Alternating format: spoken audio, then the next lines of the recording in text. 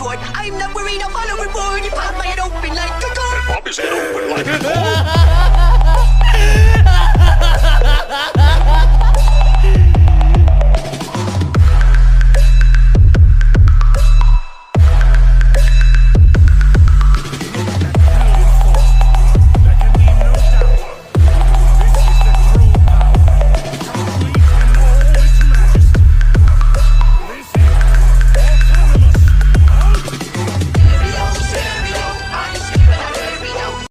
इस एपिसोड की स्टार्टिंग में हम देखते हैं गिने को। गिने यहाँ पर गोकू को ये एक्सप्लेन कर रही थी कि बारडॉग ने पास्ट में अपने सुपर सैयन 5 की हेल्प से सारे ही 12 सैयन एम्पायर्स को जान से मार दिया था।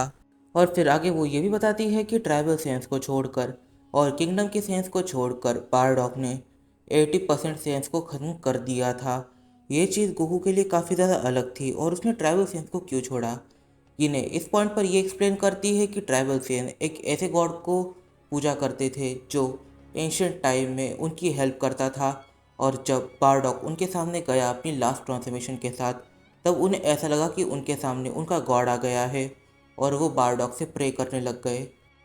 गोकू इस पॉइंट पर सवाल करता है कि जो प्रेजेंट टाइम के सैयन एम्परर्स है, क्या वो वही सैयन एम्परर्स है जिन्हें बारडॉग ने मारा था, और अगर है तो फिर वो रिवाइव कैसे हुए, और अगर नहीं है तो फिर बारडॉग ने एम्परर्स को मारने के बाद आखिर किया क्या।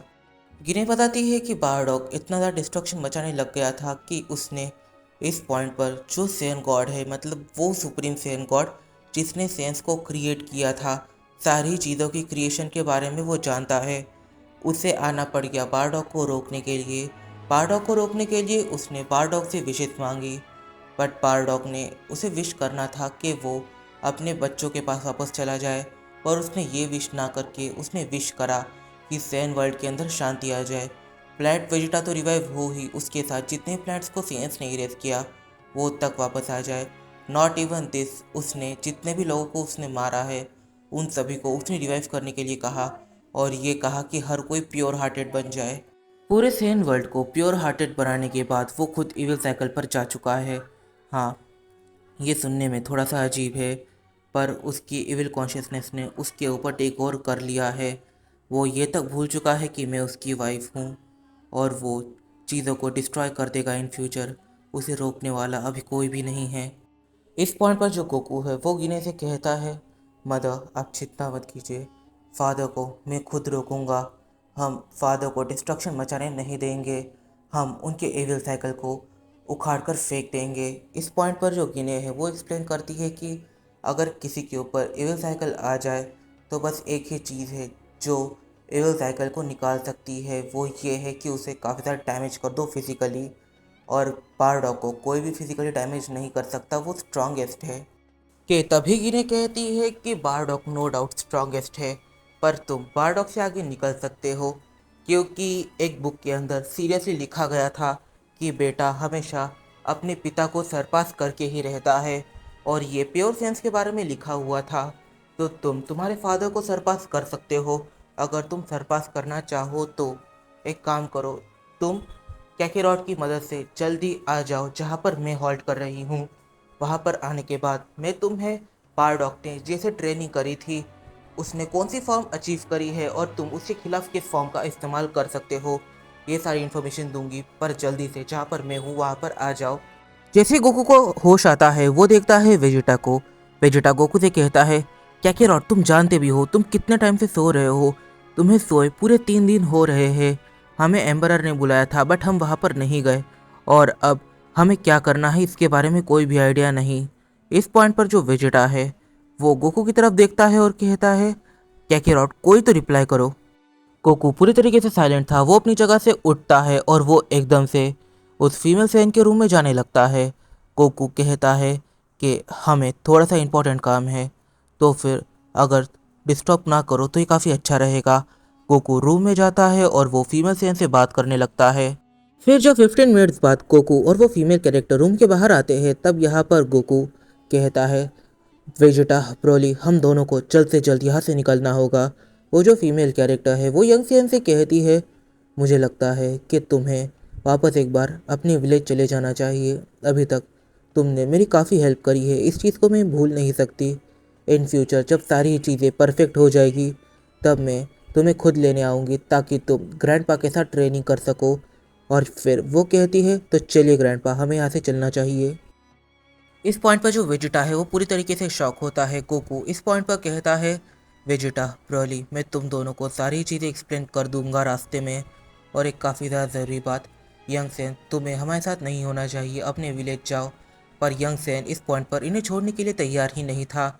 और यहाँ पर जो गोकू है वो उस पर गुस्सा भी करता है, बट यंग सेन को इससे फ़र्क नहीं पड़ता। तो गोकू उसे अपने साथ आने देता है। वो एक्सप्लेन करता है कि जो स्ट्रॉन्गेस्ट सेन है वो असल में इसका ग्रैंडपा नहीं है, वो इसका ग्रेट ग्रैंडफादर है और वो गोकू का डैड बारडॉक है। वेजिटा पूरी तरीके से शॉक होता है कि आखिर ये क्या चल रहा है। कि तभी फीमेल सेन के माइंड में एकदम से दर्द होने लगता है। वो अपनी आंखें बंद करती है और चिल्लाती है ग्रैंडपा। और फिर हम ये जान पाते हैं कि उसे एक विजन आई है। इस विजन में वो बारडॉक की फाइल ट्रांसफॉर्मेशन को देखती है। इस ट्रांसफॉर्मेशन में बारडॉक के जो हेयर है वो किसी क्लाउड की तरह हो जाते हैं। उसकी आंखें पूरी तरीके से चेंज हो गई थी और उसका जो नेचर है वो अब काफ़ी ज़्यादा डिफरेंट हो गया था। और उसकी आंखें अब ये क्लियरली इंडिकेट कर रही थी कि वो उसके एविल साइकिल पर है। फिर ये विजन गोकू को भी आती है। जब ये विजन गोकू को आती है तब फीमेल कैरेक्टर कहती है welcome to family. But Goku इस पॉइंट पर उस पर चिल्लाता है और कहता है तुम सीरियसली मेरी ग्रैंड डॉटर हो। गोकू को काफ़ी ज़्यादा दर्द होता है कि वो ज़मीन पर गिरने लगता है। फीमेल सेन उसे अपने कंधे से सपोर्ट देती है, बट वो इतनी स्ट्रांग नहीं थी। यहाँ पर एकदम से असैसियन सामने आता है और वो गोकू को अपने कंधे से सपोर्ट देता है। इस पॉइंट पर जो गोकू है वो उससे सवाल करता है कि तुम कुछ टाइम पहले हमें मारने के बारे में सोच रहे थे और अब तुम मुझे सपोर्ट कर रहे हो। यहाँ पर जो असैसियन है वो कहता है हाँ, इट्स समथिंग वियर्ड। कि तभी गोकू की जो ग्रैंड डॉटर है वो यहाँ पर गोकू, वेजिटा, ब्रोली इन तीनों को ही टेलीपोर्ट करती है सीधा गिने की लोकेशन पर वो खुद टेलीपोर्ट नहीं होती। इस चीज़ को देखकर गोकू सोच में पड़ जाता है। इस पॉइंट पर जो गिने है वो इनका स्वागत करती है। वो वेजिटा को देखते ही पहचान लेती है और वो यहाँ पर ब्रोली से कहती है तो तुम्हारे फादर को देखे काफ़ी लंबा टाइम हो गया, बट ये जानकर खुशी हुई कि हमारी ब्लड लाइन में से कोई एक लेजेंडरी सुपर सेन बना। इस पॉइंट पर ब्रोली पूरी तरीके से शॉक था कि आखिर गिने क्या कहना चाहती है। यहाँ पर एकदम से टर्लस की एंट्री होती है। टर्लस को देखकर वेजिटा हल्का शॉक होता है। टर्लस इस पॉइंट पर गोकू से कहता है तो कैकेरॉट, शायद से मेरी मुलाकात तुमसे कभी हुई ही नहीं। हाँ, मेरी मुलाकात उस हरे नेमेकियन से हुई थी। मुझे फिर एक बार उससे मिलना है और इस बारी मैं उसकी जान 100% ले लूँगा। फिर यहाँ पर वो अपना इंट्रोडक्शन देता है और वो बताता है कि वो बारडॉक के दूर के ब्रदर का बेटा है और क्योंकि बारडॉक के दूर के ब्रदर की डेथ हो चुकी है तो वो बारडॉक और गिनी के साथ पास्ट में रहता था। कि तभी वहाँ पर रेडिट्स एकदम से पहुँच जाता है। वो इस पॉइंट पर गिने से कुछ भी कहे। यहाँ पर ब्रोली बोलना स्टार्ट करता है। वो सबसे पहले कहता है तो आपको मेरा नाम कैसे पता। इस पॉइंट पर जो गिने है वो बताती है कि तुम्हारे फादर और मैं, हम दोनों काइंड ऑफ कजिन्स हैं। रेडिट्स को देखकर वेजिटा और गोकू दोनों ही शॉक होते हैं और यहाँ पर जो रेडिट्स है वो कहता है मैं इन दोनों के साथ अपना रूम बिल्कुल भी शेयर नहीं करूँगा। पर फिर वो ब्रोली की तरफ देखता है और कहता है पर अगर तुम चाहो तो तुम मुझे और टर्लस को ज्वाइन कर सकते हो, हम दोनों भी ट्रेनिंग के लिए जा रहे हैं। इस पॉइंट पर जो गोकू है वो ट्राई करता है रेडिट्स को मनाने की कि वो उसके साथ एक फ्रेंडली फाइट करे, बट रेडिट्स यहाँ पर बिल्कुल भी मूड में नहीं था। वो गोकू की सारी बातों को इग्नोर कर रहा था। कि तभी रेडिट्स के चेहरे पर एक इविल स्माइल आती है और कहता है ठीक है, चलो एक फ्रेंडली बैटल कर ही लेते हैं। इन दोनों की ही बैटल का आउटकम काफ़ी ज़्यादा अजीब निकल के आता है क्योंकि रेडिट्स ने गोकू को उसकी MUI के अंदर टेक डाउन कर दिया और यहाँ पर चीज़ें नहीं रुकती। रेडिट्स अपनी बेस ट्रांसफॉर्मेशन के अंदर ही गोकू से काफ़ी ज़्यादा पावरफुल था। गोकू पूरी तरीके से शॉक है कि आखिर कोई पीछे से आकर इतना ज़्यादा पावरफुल कैसे बन गया। रेडिट्स इस पॉइंट पर उसे ये एक्सप्लेन करता है कि जब से वो यहाँ पर आया है वो तब से एक ऐसे टाइम चेम्बर के अंदर है जिस टाइम चेम्बर के अंदर उसके लिए मिलियंस ऑफ ईयर बीत चुके हैं। उसने 10 मिलियन ईयर्स तक ट्रेनिंग करी है लगातार।